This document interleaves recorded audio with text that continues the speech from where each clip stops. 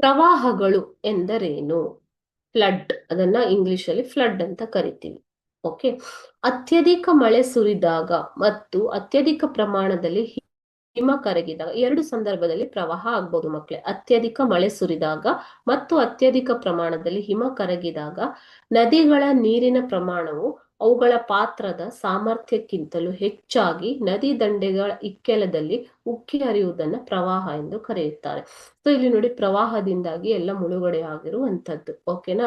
So ನದಿಗಳ ಎರಡೂ ದಂಡೆಗಳಿಂದ ನೀರಿನ ಪ್ರಮಾಣವು ಅವುಗಳ ಪಾತ್ರಕ್ಕಿಂತ ಹೆಚ್ಚಾದಾಗ ಉಕ್ಕಿ ಹರಿಯುತ್ತವೆ.